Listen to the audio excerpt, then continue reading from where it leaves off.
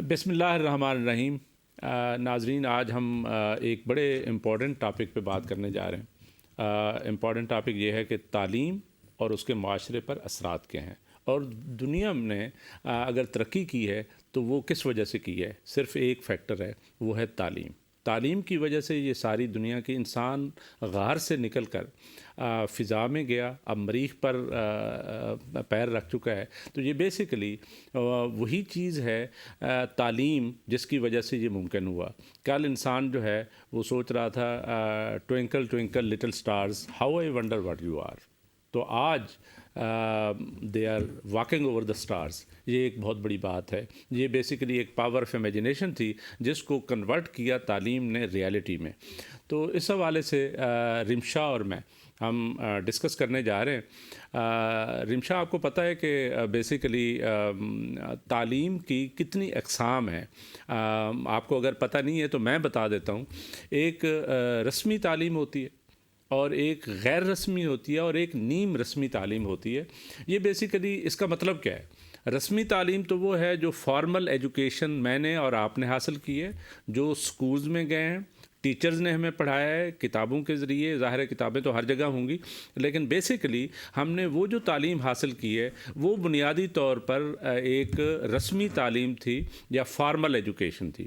اور جو non formal education ہے وہ تو بیسیکلی ہم معاشرے سے حاصل کرتے ہیں، اور جس میں ظاہر ہے دنیا پوری میں جہاں پہ بھی آپ گھوم رہی ہیں، میں گھوم پھر رہا ہوں اور دنیا کو دیکھ رہے ہیں، چیزوں کو دیکھتے ہیں، وہاں سے ہم لرن کرتے ہیں، وہاں سے بھی ہمیں ایک تعلیم حاصل ہو رہی ہوتی ہے، اور وہ بیسیکلی غیر رسمی تعلیم ہوتی ہے۔ اور ایک نیم رسمی ہے جو بیسیکلی کیا ہے؟ نیم رسمی کیا ہے کہ بچے جو ہیں وہ بیسیکلی، یا بڑے بھی ہو سکتا ہے لیکن تعلیم بالغہ میں، لیکن بچے جو ہیں بنیادی طور پہ وہ کیا کرتے ہیں کہ وہ یعنی ریڈیو سے اور اس سے مختلف مدارس سے اور ٹی وی سے اور وہاں سے ایک خاص قسم کی تعلیم حاصل کر رہے ہوتے ہیں، جو فارملی اس طرح یعنی نہیں ہوتی، جیسے اسکولوں میں جانا اور حاضریاں لگانا، اور وہ ایک تعلیم ہوتی ہے۔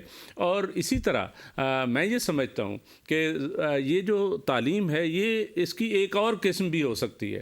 وہ قسم کیا ہے؟ یہ تو خیر وہ ہو گئی جو ہمارے ظاہر سارے نظام تعلیم میں رائج ہے۔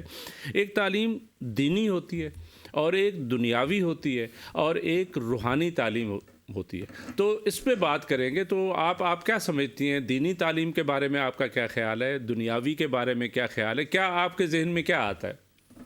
سب سے پہلے تو السلام علیکم سر، آپ کیسے ہیں؟ سر، اس کے ساتھ ساتھ آج کا موضوع ہمارا بہت ہی ایک براڈ قسم کا موضوع ہے، اس کے ساتھ ساتھ بہت ہی انتہا سے زیادہ ایک اچھا اور شعور والا بہت موضوع امپورٹنٹ ہے، بہت امپورٹنٹ ہے، اور آپ نے بہت اچھے سے ایکسپلین کیا۔ آخر ایجوکیشن، ہمارا تعلیم جو ہم تعلیم حاصل کرتے ہیں وہ صرف ایک طرفہ نہیں ہے، اس کی ڈفرینٹ اقسامس ہیں۔ بالکل مختلف اقسام کو مد نظر رکھتے ہوئے ہمیں پتہ چلتا ہے کہ تعلیم کی اہمیت کیا کیا ہے، اور ہم کس کس جگہ سے ہم تعلیم حاصل کرتے ہیں جو نارملی زندگی میں ہمیں پتہ نہیں چلتی۔ صحیح بات ہے۔ تو اس کے ساتھ ساتھ میں یہی کہنا چاہوں گی کہ جو اسکول اور کالجز وغیرہ میں ہم تعلیم حاصل کرتے ہیں، یہ ہماری ایک پریکٹیکل لائف کا بہت بڑا حصہ ہے۔ اس تعلیم کے ساتھ ہمیں تہذیب آتی ہے کہ ہم نے دنیا میں اٹھنا بیٹھنا کیسے ہے، رہنا کیسے ہم نے زندگی کیسے گزارنی۔ بالکل ایسا ہی ہے۔ اس کے ساتھ ساتھ جو غیر رسمی تعلیم کی آپ نے بات کی ہے، اس میں بھی یہی کہوں گی کہ وہ ایک اصل حقیقت ہے زندگی کی، جو آپ زندگی سے تعلیم حاصل کرتے ہیں۔ بالکل لرننگ تو بہت ساری وہاں سے بھی ہو رہی ہوتی ہے، جو بیسیکلی آپ اسکولوں میں جا کے نہیں حاصل کر رہے ہوتے، ایکسپیرینس سے حاصل کر رہے ہوتے ہیں۔ بالکل ایسا ہی ہے۔ ایون میرا یہ ماننا ہے کہ جو ہم تعلیم حاصل کرتے ہیں اسکول سے زیادہ جو زندگی ہمیں سکھاتی ہے وہ ہماری بیسیکلی مین تعلیم ہوتی ہے، وہ بہت ہماری امپورٹنٹ ہوتی ہے۔ اور اسی طرح میں وہ آپ کو بتا رہا تھا کہ بیسیکلی دنیاوی، دینی اور روحانی تعلیم۔ دیکھیں روحانی تعلیم کیا ہے؟ وہ تو بیسیکلی آپ کو پتہ ہے جو ہمارے سینٹس ہیں، جو ہمارے یعنی ایسے لوگ ہیں جو یعنی اس دنیا سے جیسے عبداللطیف بھٹائی سے لے کر خواجہ فرید سے لے کر اور جو ہمارے شاہ حسین سے لے کر، یہ وہ لوگ تھے بنیادی طور پہ، یہ روحانیت پہ یقین کرنے والے لوگ تھے۔ اسی طرح بہت سارے نام ہیں۔ تو ان سے جو لوگ حاصل کر رہے تھے جو ان کے مریدین تھے، وہ روحانی تعلیم حاصل کر رہے تھے. آپ کو پتہ ہے عمران خان صاحب نے ایک روحانی تعلیم کے حوالے سے ایک القادر یونیورسٹی کے بھی افتتاح کیا. اب مجھے نہیں پتہ اس کا بھی ایک بڑا اسکینڈل بن گیا بعد میں، لیکن حقیقت بات یہ ہے کہ روحانیت جو ہے نا وہ بھی ایک بہت بڑا درجہ رکھتی ہے، جس میں ظاہر ہے لوگ تعلیم حاصل کرتے ہیں. اور یہ ویسٹ میں بھی ہے، یہ صرف ہمارے ہاں نہیں ہے، ہر جگہ پہ ہے. اور اسی طرح دینی تعلیم کا آپ کو پتہ ہے وہ یہ ہے کہ دین کے حوالے سے جو تعلیم ہے یہ اور بات ہے، افسوسناک بات ہے کہ ہمارا دینی تعلیم جو ہے اس کو تھوڑا سا ایک ایشو ایسا ہے کہ ایسے لوگوں کے ہاتھ میں آ گئی ہے جو زیادہ پڑھے لکھے نہیں تھے اور جنہوں نے دین کو یہی سمجھا کہ صرف اور صرف آپ جو ہے نا جہاد اور اس سے ریلیٹڈ باتیں کریں. ٹھیک ہے، جہاد بھی اسلام کا ہی کنسیپٹ ہے، لیکن دین ایک وسیع چیز تھی جس میں جتنے بھی مذاہب ہیں سب کے یعنی چار تو ہماری جو یعنی آسمانی کتابیں ہیں تو وہ ان کے حوالے سے، اور اس سے زیادہ ایک چیز تھی کہ دین سکھاتا کیا ہے. بنیادی طور پہ دین کیا سکھاتا ہے؟ دین تو ایک دوسرے کے ساتھ امن سے رہنا سکھاتا ہے، اور دین کے تعلیم ایکچولی تو یہی ہونی چاہیے کہ امن سے کیسے رہنا ہے. لیکن تھوڑا سا ہمارے خیال میں جو مسلمانوں کے زوال کے اسباب ہے اس میں ایک چیز یہ آئی کہ شاید اس کو ایک بڑے ہی ایسے نظریے سے دیکھا گیا کہ شاید ہم اس پہ عمل نہیں کر رہے اسلام کی تعلیمات پہ، اس لیے ہم پیچھے جا رہے ہیں. حالانکہ یہ بات نہیں تھی. بنیادی طور پہ بات یہ تھی کہ ہم نے جو ماڈرن تعلیم ہے، جو جدید تعلیم ہے، اس کے ذریعے جو ٹیکنالوجی وائز ترقی کرنی تھی، جو یعنی ہر چیز کی ایجادات ہو رہی تھیں، جو مسلمانوں نے بنیاد رکھی تھی، وہ ہم نے چھوڑ دی. لیکن ہم نے کوئی اس کو مکس اپ کر دیا ہوا ہے. اور دنیاوی تعلیم کا تو آپ کو پتہ ہی ہے. بالکل آپ نے بالکل وجہ فرمایا. اس کے ساتھ ساتھ آپ نے روحانی تعلیم کی بات کی، تو ایک روحانی تعلیم ایک ایسی تعلیم ہے جس کا ذکر تو ہر جگہ ہوتا ہے. اور آج کی دنیا میرے خیال سے ہمارے قیامت کی نشانیوں میں سے ایک یہ بھی ہے کہ دنیا جو ہے وہ طلسمی ہو جائے گی. صحیح. تو اس لیے روحانی تعلیم تو ہر جگہ موجود ہے. تو اب کچھ لوگ اس کا غلط فائدہ ویسے اٹھاتے ہیں. آپ کو روحانیت پہ یقین ہے نا؟ آپ روحانیت پہ یقین رکھتی ہیں؟ بالکل میں رکھتی ہوں. میں تو بہت زیادہ رکھتا ہوں. لیکن بہت زیادہ کچھ ہوتے ہیں نا وہ کچھ غلط راستوں کی طرف جانا شروع کر جاتے ہیں روحانی علم سے. تو اس چیز کو میں غلط ہی کہتی ہوں. وہ تو غلط بات ہے. وہ کسی بھی چیز میں اگر کوئی غلط سائڈ پہ چلا گیا وہ تو روحانیت نہیں ہے. بالکل ایسا ہی ہے. اللہ کے قانون کو دیکھتے ہوئے، اللہ کی کلام کو پڑھتے ہوئے اگر آپ کوئی روحانی علم کرتے ہیں تو وہ تو بالکل صحیح ہے، وہ ایک سمجھ میں آتا ہے. اس کے ساتھ ساتھ اگر یہ آپ دینی تعلیم کی بات کرتے تھے تو دینی تعلیم بہت زیادہ اہمیت حاصل رکھتا ہے.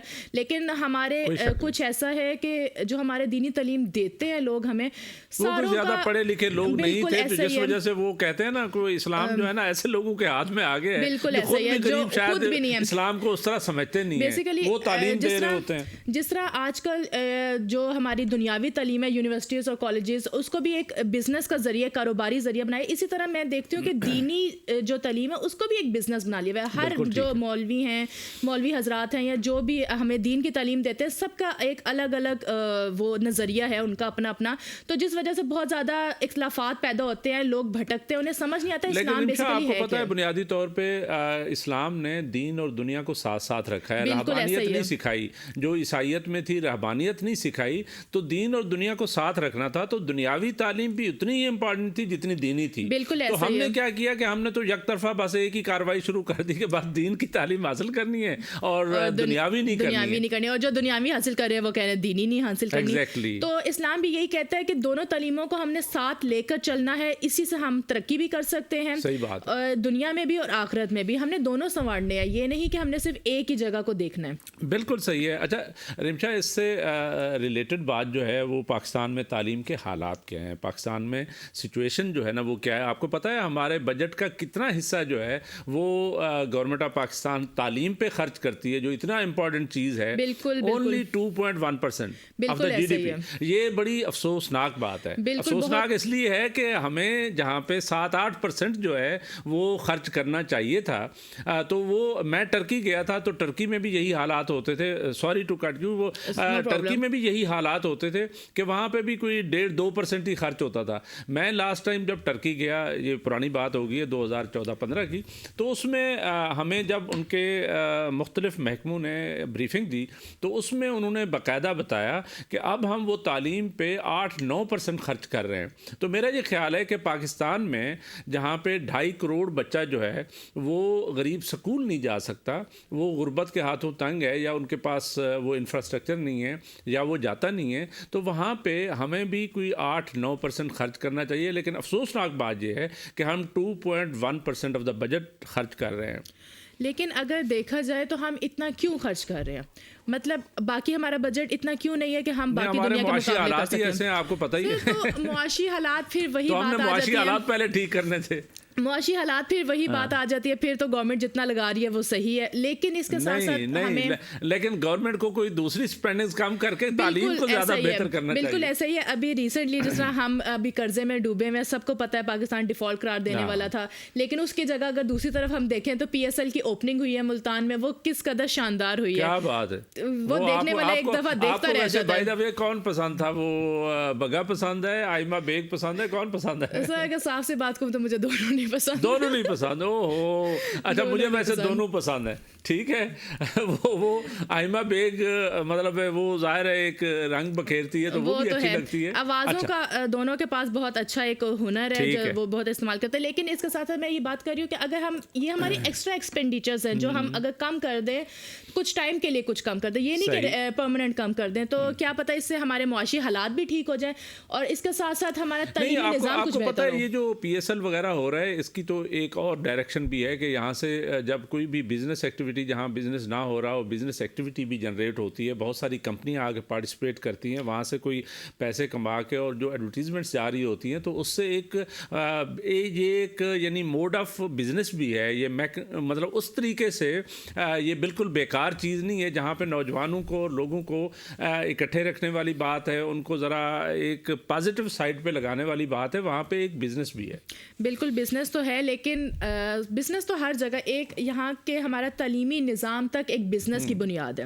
نہیں وہ ہم ڈسکس کریں گے. ابھی آپ کو پتہ ہے کہ لٹریسی جو ہے وہ کتنی ہے, یعنی شرح تعلیم ہماری کتنی ہے, صرف بیئر منیمم 60%. بالکل ایسا ہی ہے, 58-60% ہے. یہ گورنمنٹ کے فگرز میں بتا رہا ہوں, اور یہ بڑی افسوسناک بات ہے. اس کا مطلب ہے کہ 42% آف آور نیشن وہ الٹریٹ ہے, یعنی وہ سمپل ایک خط بھی نہیں پڑھ سکتے یا دستخط بھی نہیں کر سکتے. تو یہ ایک بڑی, جہاں یعنی آدھی آبادی جو ہے وہ بنیادی طور پہ ان پڑھ ہوگی, تو پھر اس طرح کے حالات جیسے دہشت گردی ہے, جیسے دوسرے معاملات ہیں, اور لوگ ظاہر بے روزگار ہے, تو وہاں پہ تعلیم بھی نہ ہو اور اسپیشلی جو ٹیکنیکل ایجوکیشن ہے وہ بھی نہ ہو, تو اس سے بڑے برے حالات ہو رہے ہیں. اور یہ گورنمنٹ آف پاکستان کو چاہیے کہ اس میں 60% ہے, تو اس کو with the passage of time ان کو ایم ڈی جیز آئے تھے, ملینیم ڈیولپمنٹ گولز آئے تھے یو این کی طرف سے, اور اب تو خیر ایس ڈی جیز چل رہے ہیں, سسٹینیبل ڈیولپمنٹ گول, جس میں گول نمبر 4 جو ہے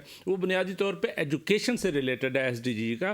اب وہ یہ تعلیم, اب کیا کہے گورنمنٹ آف پاکستان, ٹارگیٹ پتہ نہیں پورا کرتی ہے نہیں کرتی ہے, لیکن یہ بڑی افسوسناک بات ہے کہ ہماری آدھی جو آبادی ہے وہ یعنی الٹریٹ ہے, وہ لکھ پڑھ نہیں سکتی, اور اس میں سے 2.5 کروڑ بچے تقریباً وہ اسکول بھی نہیں جا رہے. بالکل آپ نے بجا فرمایا, لیکن میں ناظرین سے ایک سوال کرنا چاہوں گی کہ آخر اس کی وجہ کیا ہے, ہم سارا کچھ گورنمنٹ کے اوپر کیوں ڈال دیتے ہیں؟ نہیں, ناظرین کو پتہ ہے گورنمنٹ آف پاکستان, سرکار جو ہے اس کی رسپانسیبل ہے. سرکار دیکھیں سر, اگر دیکھا جائے تو بچوں کو بھیجنا, سرکار گھر سے بچوں کو لے کے تو نہیں جائے گی پڑھانے کے لیے, تو میرے خیال سے والدین کو بھی شعور دینا چاہیے. یہاں پہ سکولز ہیں, ٹیچرز ہیں, لیکن بچے نہیں بھیجے جا رہے, تو بنیادی طور پہ بے روزگاری کی وجہ سے, کیونکہ والدین یہ سوچتے ہیں, جو غریب آدمی ہے وہ کہتا ہے میرے 4 بچے ہیں, یہ 4 بچے اگر میرے بھیڑ بکریاں چرائیں گے یا کہیں پہ ورک شاپ میں کام کریں گے, تو اس کا مطلب ہے کہ الٹیمیٹلی وہ 4 پیسے کما کے آئیں گے. یہ گورنمنٹ آف پاکستان کا فرض ہے کہ ان کو کوئی وظائف دیں, ان کا کوئی اسٹائپنڈ لگائیں,